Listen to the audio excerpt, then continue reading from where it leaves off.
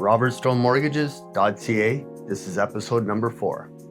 How to make your mortgage tax deductible. There's 3 simple solutions here. Number 1 is to use your home for a business. If you don't have a home-based business, reach out to us. We can help get you started with one. A simple referral program will help that. So for example, if you're using 1 out of 5 rooms in your home to make your mortgage tax deductible, you would deduct 20%, right? 1 over 5 is 20% of your mortgage interest, your home property tax, heat, hydro, etc. Any home expenses now can be deducted 20% against your income tax return. Tip number 2 on how to make your mortgage tax deductible: the Smith maneuver. Robinson Smith, who took over from his father, Fraser Smith, has made the ability to deduct interest on your mortgage if you're using that money to invest. There's a simple strategy if you own investments already to sell those investments, repurchase them with a home equity loan, and use that interest as a tax deductible line number on your tax return.